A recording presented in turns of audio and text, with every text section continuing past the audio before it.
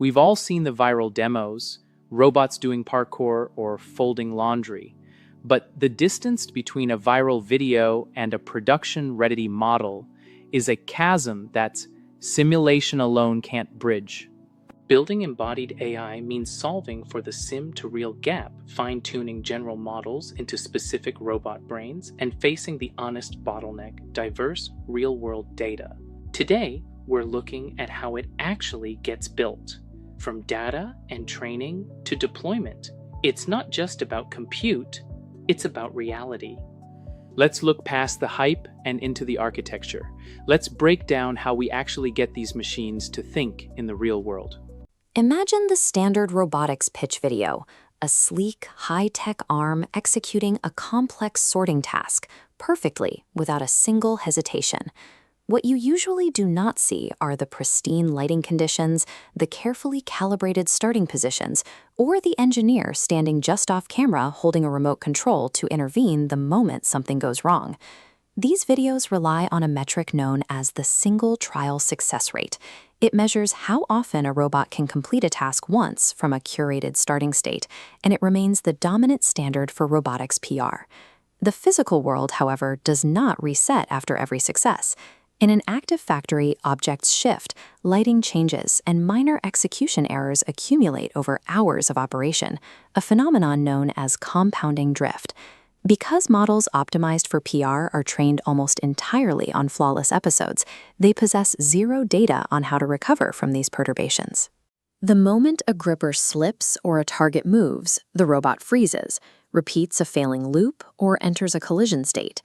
If a machine cannot autonomously correct its own drift and requires constant human intervention to reset the scene, it is a laboratory prototype. It is not industrial equipment. To evaluate deployment readiness, the industry must discard episodic success rates and adopt metrics that measure sustained, continuous operation. This graph is the Productivity Reliability Plane, or PRP, the rigorous engineering standard for evaluating continuous runs. The horizontal axis measures tasks per hour, the throughput constraint determining a robot's return on investment. The vertical axis is mean time between interventions, the reliability constraint tracking how long the system operates autonomously. Interventions include missing deadlines, abort states, or rescuing a failed motion. If we plot a model optimized strictly for single trial demos, it lands right here. It achieves high task speed, but crashes frequently, resulting in a severely low mean time between interventions.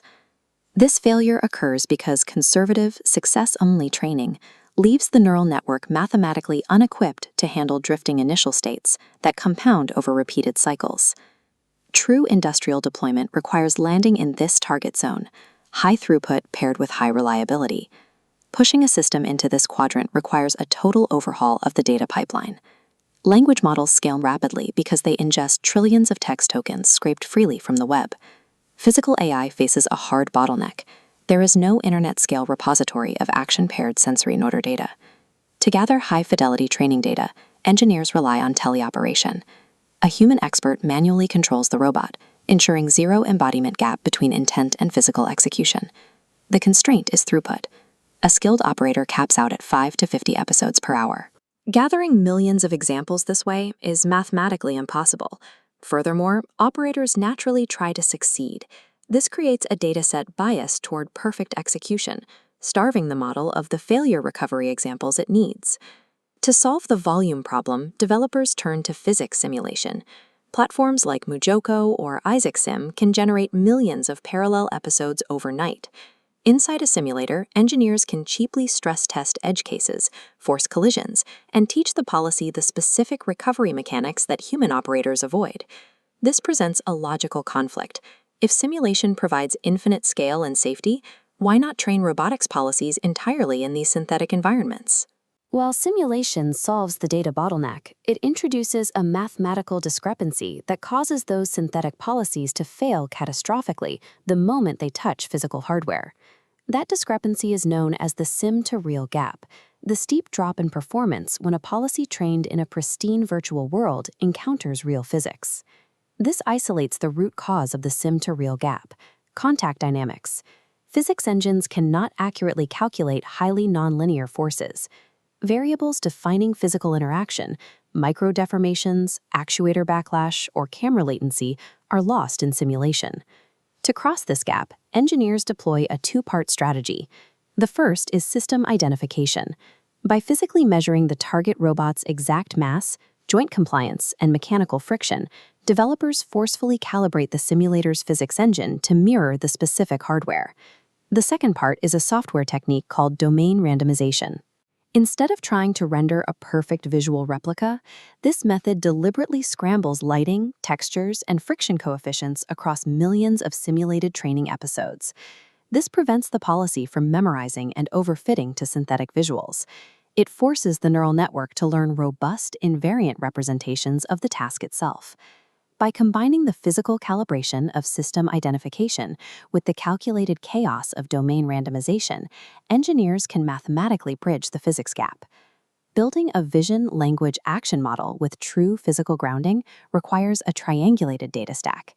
This diagram illustrates the data funnel. It begins at the massive top tier, where the foundation model is pre-trained on diverse internet video and open datasets, building a broad semantic and spatial prior. Next, the model ingests scaled, randomized simulation data. This simulation layer forces that broad semantic intelligence to learn robust control mechanics and failure recovery strategies against simulated physics. Finally, the model reaches the bottom of the funnel, fine-tuned with a small batch of high-quality teleoperation data. This projects the broad motion prior onto the precise kinematic manifold of the specific robot. This three-tiered funnel is the proven architecture required to translate the semantic intelligence of a billion-parameter model into high-frequency, continuous industrial motion. Let's return to the productivity reliability plane to verify if the triangulated data strategy actually works. Injecting simulation robustness and teleoperation fine-tuning into the training pipeline successfully pulls the model out of the fragile demo quadrant, pushing it directly into the high-throughput, high-reliability deployment zone.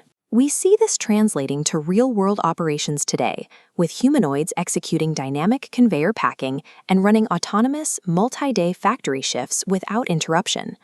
Reliable robotic deployment depends on rigorously engineered, multimodal data pipelines. Buyers must demand continuous run data, verified uptime metrics, and detailed intervention logs, looking past the polished PR clips.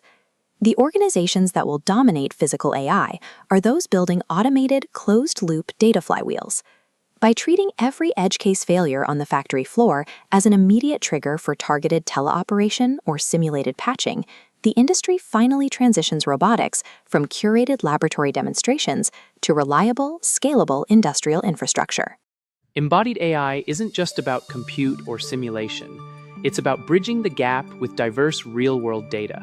From teleoperation to fine-tuning foundation models, the path to deployment is built one edge case at a time.